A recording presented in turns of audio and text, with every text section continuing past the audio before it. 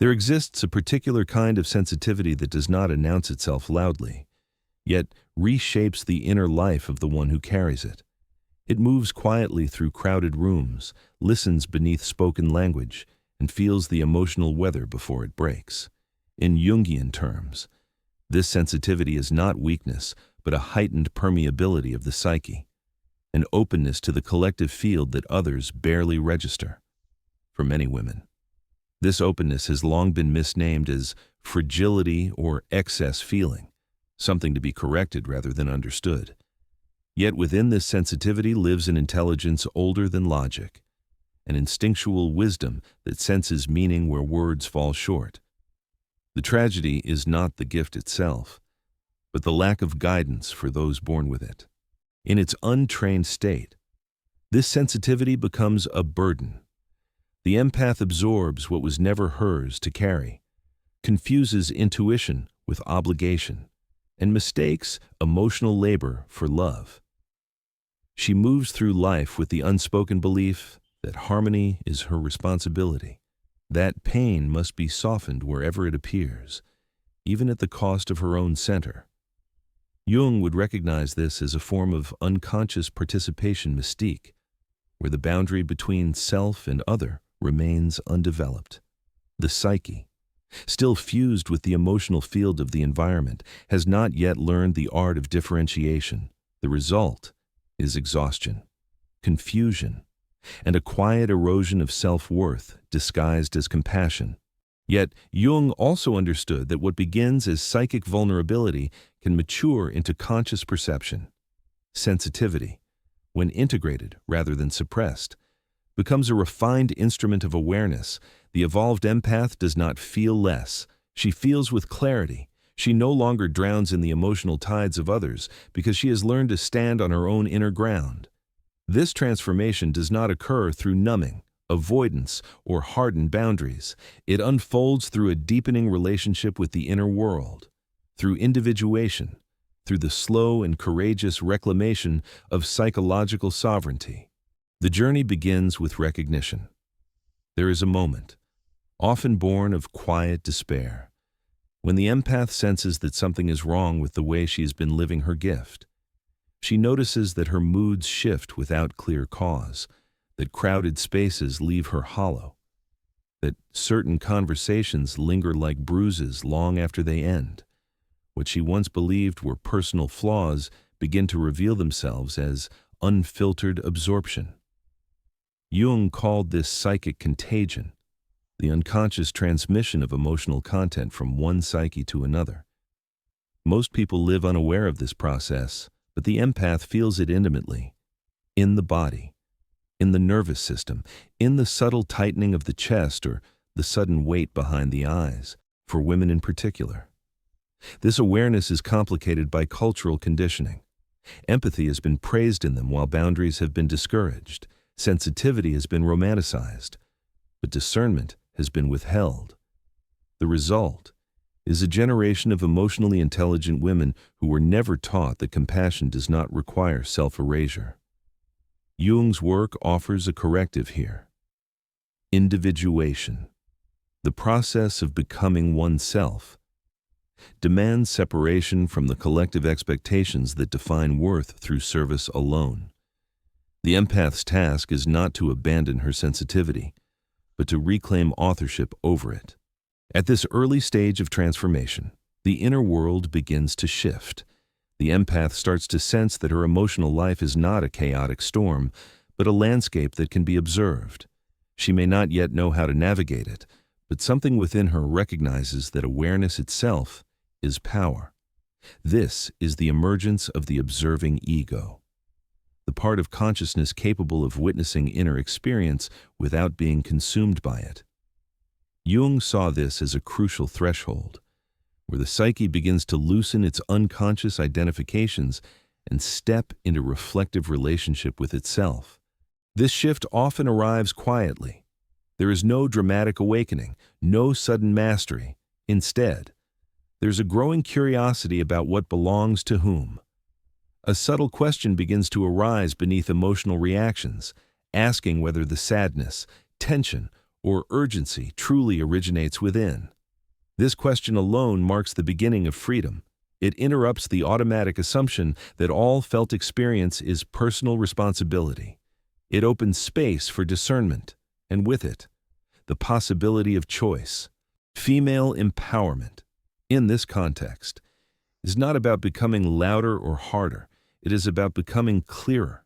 It is about honoring sensitivity as a form of perception rather than a mandate for sacrifice.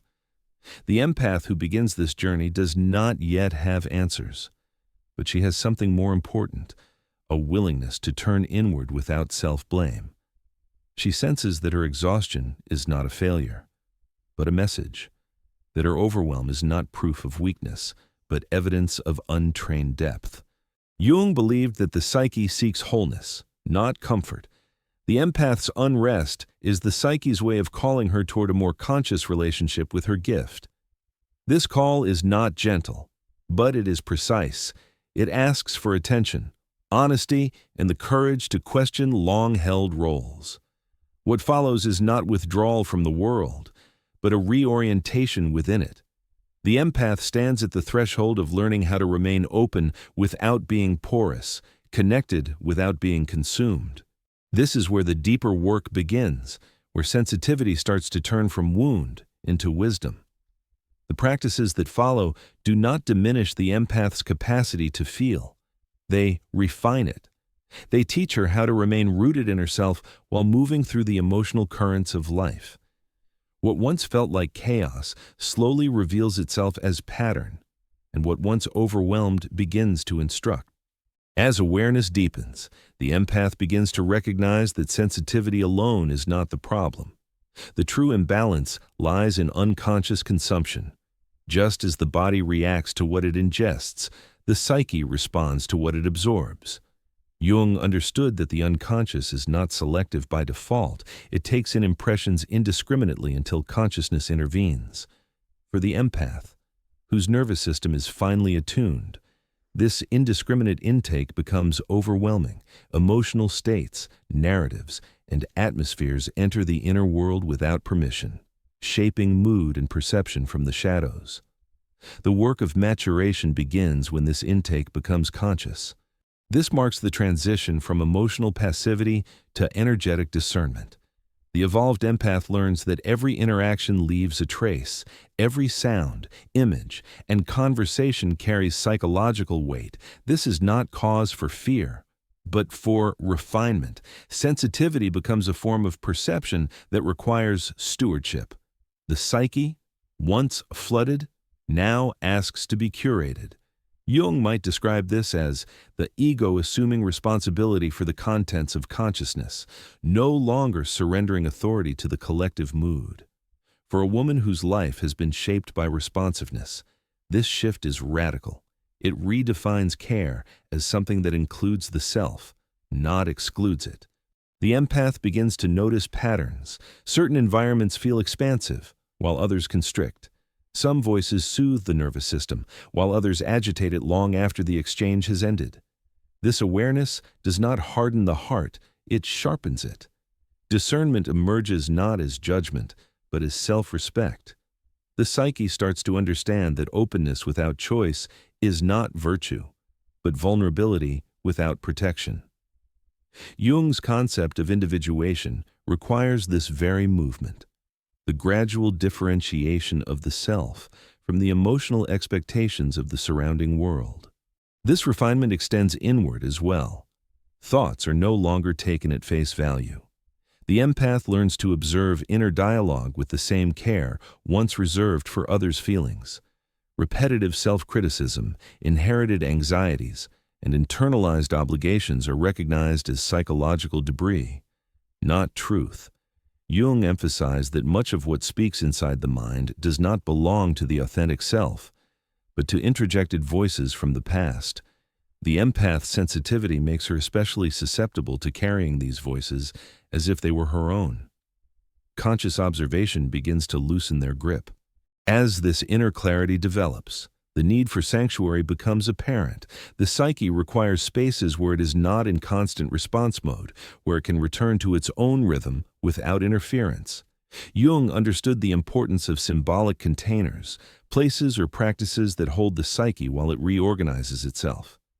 For the empath, these containers are not luxuries, they are necessities. Without them, the nervous system remains perpetually attuned to external demand, never fully resetting.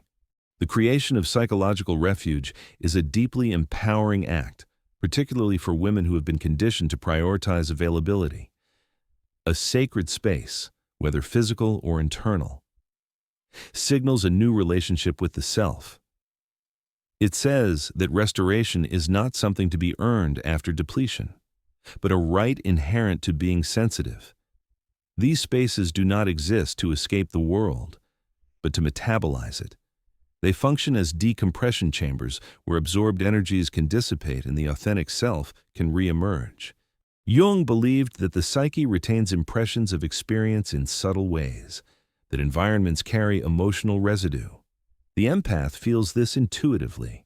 Certain rooms hold the echo of conflict, others the quiet of contemplation. Learning to tend to these spaces becomes an extension of inner care. The external environment is shaped to support internal clarity, reinforcing the emerging boundary between self and other. This is not control, but alignment. The outer world begins to mirror the inner intention toward coherence. Within these sanctuaries, the empath reconnects with her own emotional signature. She begins to sense the difference between what feels inherently hers and what was borrowed. This distinction is subtle at first, but it grows with practice. Jung described this as the ego establishing a relationship with the unconscious rather than being possessed by it. The empath's inner world, once a crowded marketplace of competing influences, slowly becomes a dialogue rather than a cacophony. Solitude takes on a new meaning here. It is no longer a retreat born of overwhelm, but a deliberate practice of recalibration. The empath learns that withdrawal can be conscious rather than defensive. Time alone becomes a way of restoring clarity, not a rejection of connection. This distinction is crucial. Avoidance leaves the psyche reactive, still shaped by what it fears. Conscious solitude, by contrast, strengthens the capacity for presence. It allows the empath to return to the world from a place of fullness rather than depletion. Nature often becomes a silent ally in this process. Its rhythms are steady, its energies less entangled with human projection. Jung saw nature as a mirror of the unconscious, offering symbolic guidance without demand. For the empath, time in natural settings gently disentangles the psyche from collective emotion. The nervous system remembers a slower tempo, a more ancient order. This remembering is not sentimental. It is regulatory. It brings the empath back into her body, back into herself. As these practices take root, the empath begins to sense an internal authority emerging. She no longer defines herself solely through response. There is a growing trust in her own perceptions, a quiet confidence that does not seek validation. Sensitivity starts to feel less like exposure and more like attunement. The psyche is learning how to open and close, how to engage and withdraw, not in reaction, but in rhythm. This is the groundwork for deeper inner dialogue, where the unconscious itself begins to speak with greater clarity, with greater inner stability. The empath becomes capable of a more sophisticated relationship with her own unconscious life. Jung insisted that individuation requires dialogue, not domination, between conscious awareness and the deeper layers of the psyche. For the sensitive individual, this dialogue is not optional. Emotions, intuitions, and impressions arrive with such force that without conscious engagement, they overwhelm. The evolved empath learns to meet this inner flow with curiosity rather than confusion, transforming passive absorption into active understanding. This inner dialogue begins with the cultivation of an observing presence, a psychological stance that witnesses experience without immediately identifying with it. This observer is not detached or cold. It is compassionate, steady, and discerning through it. The empath starts to recognize that not every emotion requires action, and not every feeling is a directive. Jung viewed this capacity as essential for psychological maturity, allowing the ego to relate to unconscious content without being overtaken by it. For the empath, this marks a profound shift from emotional reactivity to emotional literacy. Within this space of observation, questions arise naturally. The empath begins to inquire into the origins of her feelings, gently asking what belongs to her and what may have been absorbed from the surrounding field. This inquiry is not analytical in the rigid sense, but intuitive and embodied. It listens for resonance rather than logic. Over time, patterns reveal themselves. Certain emotional tones appear consistently after specific interactions. Some anxieties dissolve in solitude, revealing their borrowed nature. What once felt like an unmanageable inner storm begins to show structure and meaning. Jung understood that much of what disturbs the conscious mind is unconscious material seeking recognition. For empaths, this material often includes both personal shadow and collective emotion. The task is not to purge these contents, but to relate to them consciously. The empath learns to acknowledge absorbed sadness or tension without taking ownership of it, to let it pass through awareness like weather rather than lodging as identity. This practice requires trust, both in one's perceptive capacity and in the psyche's ability to self-regulate when given attention. As inner dialogue deepens, the empath also becomes more adept at distinguishing between different inner voices. Some carry the weight of expectation, echoing cultural or familial demands to be accommodating, selfless, endlessly available. Others speak from deeper intuitive knowing, offering guidance that feels calm rather than urgent. Jung described this differentiation as crucial for liberation from unconscious complexes. The empath's sensitivity makes her especially vulnerable to mistaking external pressure for inner truth. Learning to hear the difference is an act of empowerment. This empowerment is not loud. It does not announce itself through confrontation or withdrawal. It manifests as clarity. The empath begins to respond rather than react, to choose rather than comply. Emotional sovereignty develops not through control, but through relationship. The inner world becomes a place of conversation rather than chaos, where feelings are welcomed, examined, and released without self-reproach. From this foundation emerges a deeper practice, one that Jung associated with the transcendent function. This function arises when conscious attention meets unconscious content and creates new understanding. For the empath, this often takes the form of reflective expression. Writing, in particular, becomes a powerful medium through which subtle experiences are translated into awareness. This is not simple journaling of events, but a mapping of inner terrain, a way of tracking how different energies move through the psyche. Through reflective writing, the empath begins to see her own patterns with startling clarity.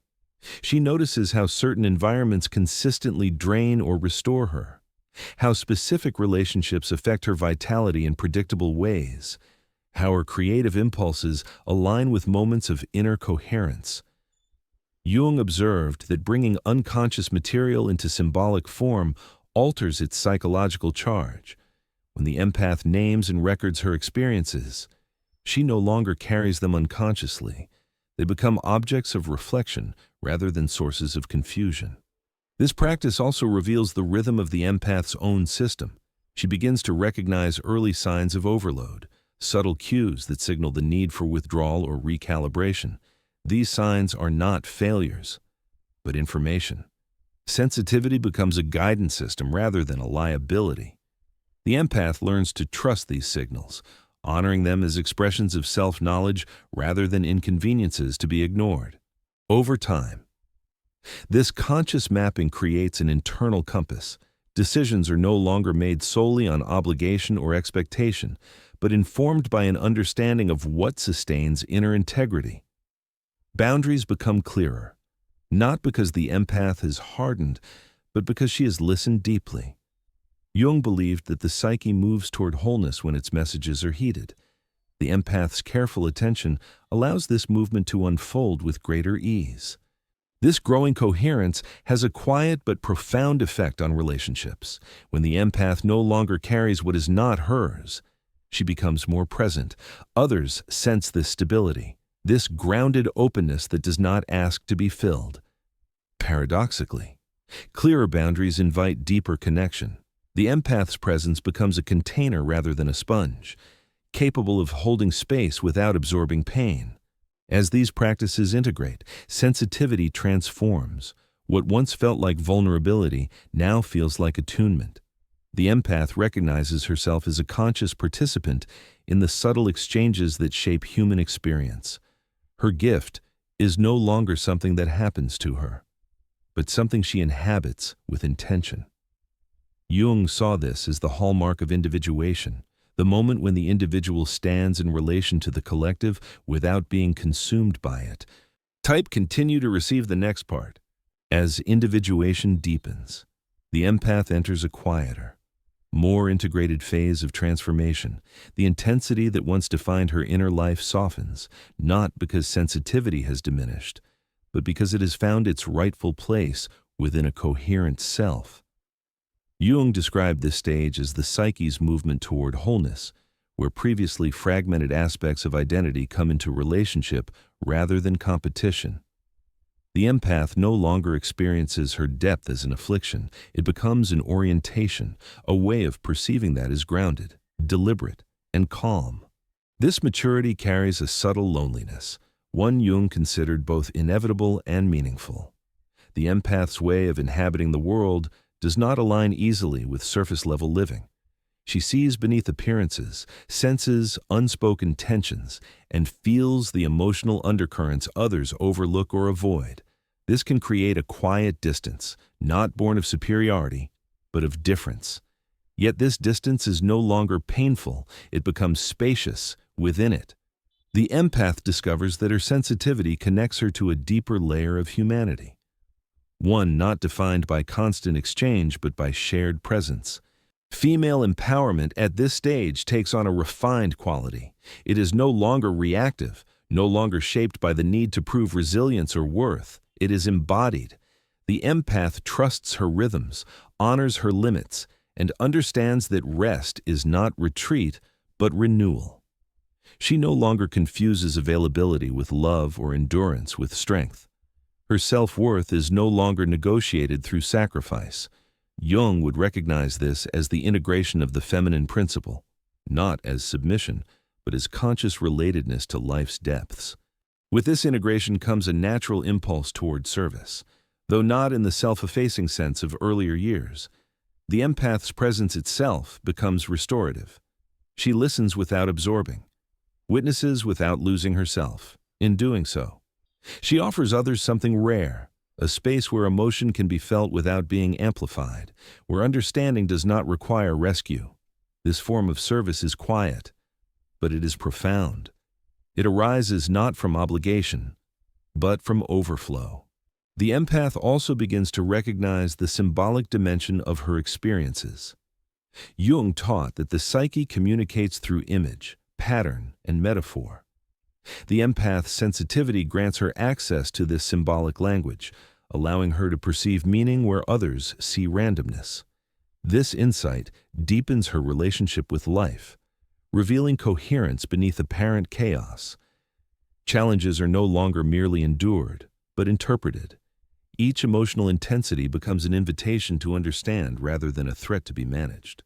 In this stage, sensitivity becomes a bridge rather than a burden. It connects inner and outer worlds, personal and collective realities. The empath understands that she cannot carry the world's pain, nor is she meant to. Her task is subtler, to remain open without being porous, to witness without absorbing, to care without self-abandonment. Jung believed that consciousness itself is transformative. By holding experience in awareness, the empath participates in the slow healing of the collective psyche. The journey that brought her here was not linear.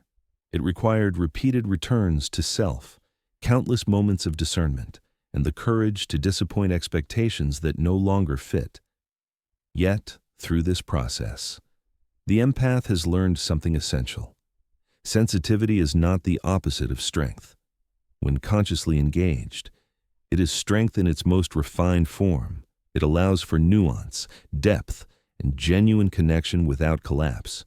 This understanding reshapes how the empath moves through the world. She no longer seeks environments or relationships that demand constant emotional labor.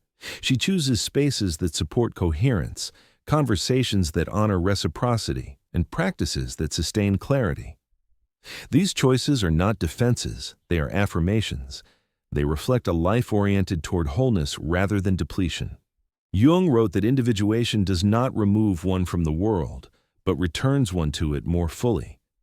The empath's path illustrates this truth. By learning to inhabit her sensitivity consciously, she becomes more engaged, not less. Her presence carries a quality of depth that invites others to slow down, to feel more honestly, to relate more authentically, without trying to heal. She heals by example. The ultimate lesson of the wise empath's journey is simple, though not easy. What once felt like a flaw was always a form of perception awaiting maturity. The suffering arose not from sensitivity itself, but from its unconscious expression. When brought into awareness, when shaped by discernment and self-respect, sensitivity becomes wisdom. It teaches the empath how to listen to the world without losing herself within it. This is the quiet power of conscious empathy. It does not demand recognition. It does not announce its value. It works through presence, through clarity, through the courage to remain open while standing firmly in one's own being. Jung understood that such individuals serve the collective not by blending into it, but by remaining distinct within it. The empath who completes this journey embodies that truth, offering a model of strength rooted in awareness rather than force. If this exploration resonates, allow it to deepen through reflection and conversation. Like, share, and subscribe if these insights speak to your own inner journey. Leave a comment with your experiences, because each voice contributes to a larger understanding of what it means to live with depth and clarity in a world that often rushes past both.